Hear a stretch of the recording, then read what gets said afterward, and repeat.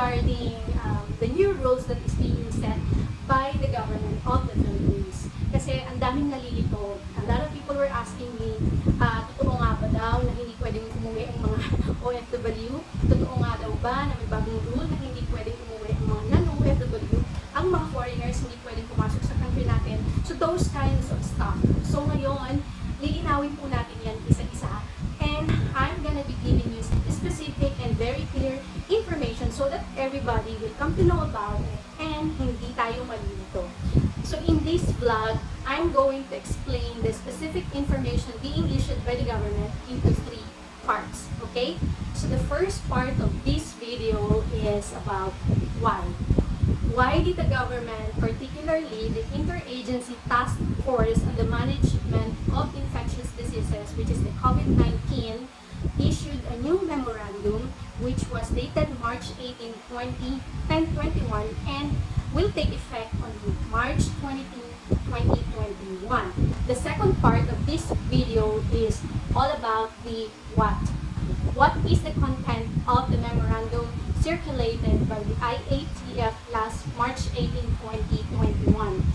Guys, this part of the video is very, very important. So you have to listen carefully because we will be discussing in this part who are those people exempted and who are those people allowed to enter in the Philippines starting March 22 until April 21. So the third part of this video is all about the protocols and guidelines going home to the Philippines. Okay? Previously, I posted about the protocols and guidelines, but then I mentioned on that previous vlog that there would be some changes any moment, or because it's not constant. The travel protocols and guidelines, guys, you have to remember it's not constant because it always depends on the rising and falling of the number of cases of COVID-19 in the Philippines. So kung halimbawa, pag tumaas ang number of cases, pwedeng magkaroon ng travel ban. Pag bumaba, pwedeng magbangon. So any moment, guys, disclaimer, whatever I'm explaining now, this is the situation that we are having right now in the Philippines. This is the guidelines and the protocols and the memorandum that is being circulated as of the moment. But it could change tomorrow or probably next week or probably next month. So hindi natin alam. So let's proceed to the first part of the video. Why? Why did the government of the Philippines recently issued a new memorandum? First thing first, it is because of the rising cases of COVID-19 in the Philippines. So I'm gonna be giving you statistics of the cases that we have here in the Philippines nationwide as of today, March 20, 2021. Our nationwide cases data is 648,066 plus 7,103 added on March 19. So yan guys, yung case natin ngayon, total cases nationwide, ibig sabihin buong Pilipinas yan. And we have an active cases of 73,264. Thank God, may mga naka-recover na 561,902. And sad to say na may mga namatay due to COVID ng 12,900 na tao. So, Philippine government is just doing their job, doing the right thing para makaiwas at bumaba ang cases natin sa Philippines. That's the reason why ginawa nila ang bagong memorandum or nag-issue sila ng bagong memorandum in response to the comments or negative feedbacks of these people. So, ayan guys, ginawa na ni government ng solution ang problema natin. So, mag-proceed tayo sa second part ng video, which is what? So, ano nga ba yung Memorandum Circular Number 6 that was being issued last March 18, 2021. So kung gusto nyo makita yung content mismo ng Memorandum Circular Number 6 that was being issued March 18, 2021, nilagay ko po yung link sa baba. Just for you guys to check kung talaga nga bang tama yung sinasabi ko or hindi. Ano? Kasi of course, I'm not gonna be discussing anything here nang hindi ko siya na-verify. So in order for you guys to verify it as well and confirm whether what I'm discussing here are all correct, so nilagay ko po yung link dun sa baba. And you can also check Google, marami po tayong information about saan. Alright? So para hindi ako magkamali, babasahin ko din siya sa inyo, no? And then konting explanation para, kasi ayoko magkamali guys. Kasi importante information ito, that's the reason why. So the first one is, it says here, all Filipino whether a returning overseas Filipino or overseas Filipino workers shall be allowed to return to the Philippines. So ayan guys, narinig nyo. Returning overseas and overseas Filipino workers. So ano ba yung returning overseas? May mga nagtanong din sa akin yan. So when we say returning overseas, these are the Filipinos who are going back home to the Philippines either for good or sila yung mga pumunta sa other countries na nagbakasyon and then they have to go back here in the Philippines. So they are called returning overseas Filipino. Okay? Yung OFW naman, they are called the overseas Filipino workers, which means they are those Filipinos who are coming abroad or from other countries na nag-work doon and then they will go home to the Philippines for vacation like me. Number 2, sabi dito, effective March 22, 2021 until April 21, 2021, the entry of foreign nationals, remember guys, foreign nationals shall be temporarily suspended. So, ang mga ibang lahi will be temporarily suspended. Temporary lang naman, from March 22 until April 21. Pag may nagbago after April 21, maaaring matanggal itong travel ban na ito and they might be able to travel to the Philippines. Pero, syempre, may exception guys, di ba? Hindi lahat ng foreign. So, sino ba ang foreigners na pwedeng pumasok lang sa Philippines? Diplomats and members of international organizations and their dependents, provided they hold a valid visa as the case may be at the time of entry. So diplomats, members of international organizations daw, and yung kanilang pamilya, as long as meron silang visa going to the Philippines. Foreign nationals involved in medical repatriation, duly endorsed by the Department of Foreign Affairs, Office of the Undersecretary for Migrant Workers Affairs, the BFA, and Overseas Workers Welfare Administration, provided that they have a valid visa. So, ang sabi sa ating memorandum, foreign nationals involved in medical repatriation. For example, kung may isang, let's say, may isa tayong kababayan, let's say, sa Dubai, na kailangan iuwi sa Philippines due to medical condition, maaaring magpadala si, let's say, yung hospital sa Dubai ng isang representative from their hospital to accompany the person na may sakit back home to the Philippines. So, this person is allowed, itong doctor na ito or nurse na ito who will accompany the patient back home to the Philippines. So, allowed siyang pumasok from the duration of March 22 until April 21 as long as meron siyang visa to enter the country. Malinaw po tayo dyan, ha? Next po. Foreign seafarers under the Green Lanes program for crew change provided that they hold crew list visa at the time of entry. Ano naman po yung Green Lanes na tinatawag for our seafarers?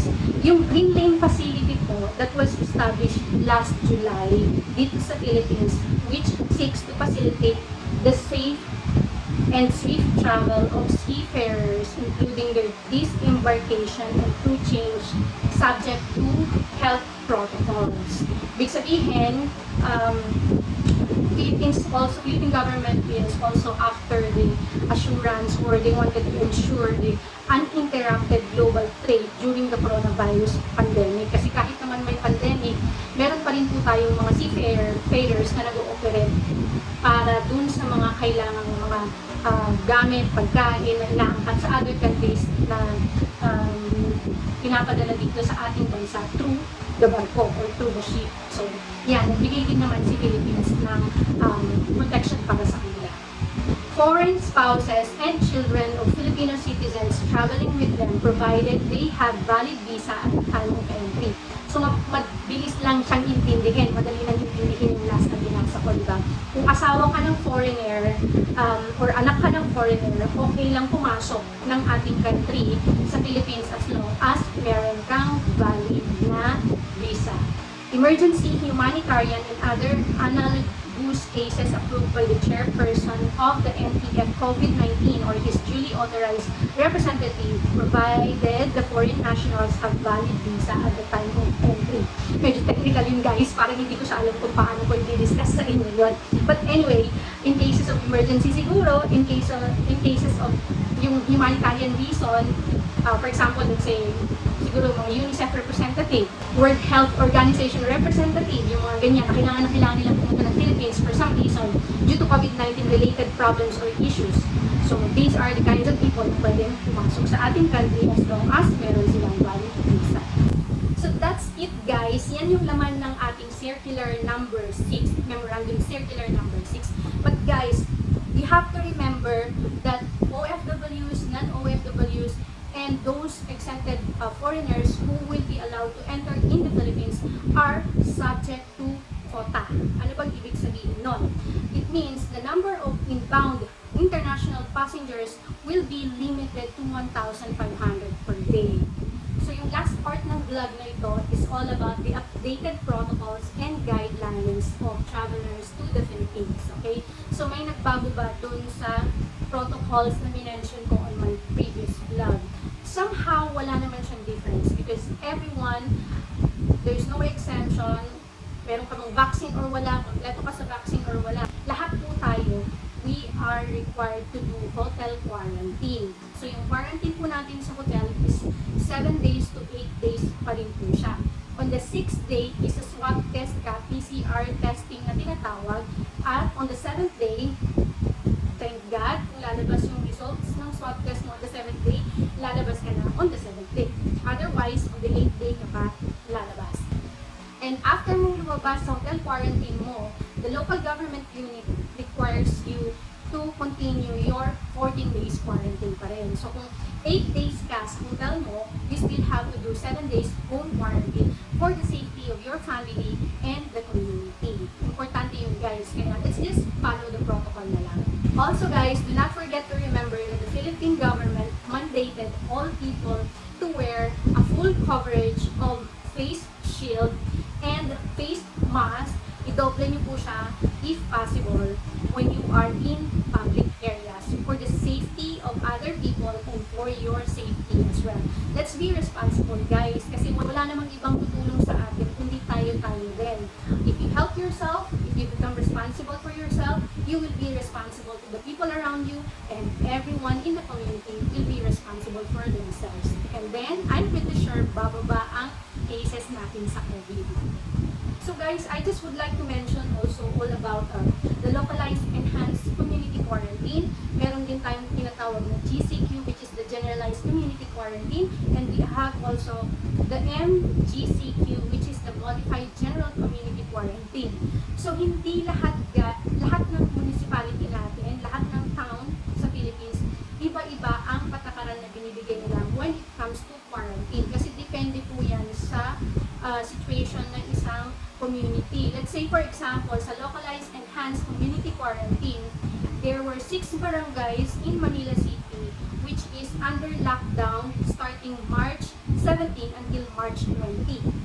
Itong specific area lang po na ito, itong specific barangays lang po na ito ang malalockdown. Okay? Dahil siguro sa cases nila, marami siguro silang cases. Sa Quezon City naman, specific areas, not entire barangays or villages, but there are specific areas that have been placed under a special concern lockdown due to a sudden surge of COVID-19 cases. So like for example, sa area namin, sa Babuhay Street sa Quezon City, wala naman pong lockdown, pero meron lang siyang curfew. Pero sa katabi naming barangay, may lockdown kasi marami daw cases ng COVID doon, marami daw ang nagkaroon ng COVID. So iba-iba guys, so all you have to do is just to check yung Facebook page ng local community nyo, meron yan lahat na gumawa ng Facebook page para ma-update yung mga tao. And you have also to check yung news every day. Kung interesado talaga kayong umuwi and you want to have a safer place pag uwi nyo, make sure na in-update nyo yung sarili nyo sa mga COVID cases update na binibigay sa news. So ayan guys, I hope in my own little way, in my own way of explaining or discussing things, you were able to get something out of it and you were able to learn and be informed of the changes that we have here in the Philippines regarding the travel ban. Yan. So, salamat muli sa inyong pakikinig sa ating video and every week hindi po ako sasawang magbibigay sa inyo ng information as long as makakatulong po sa ating kapwa Pilipino, as long as makakatulong po sa inyong lahat, I will be glad to give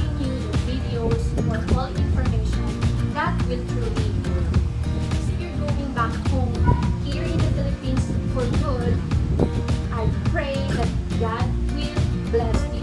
And if you will be going home to the Philippines for vacation, I pray that enjoy yourself with your family and that there will be a quality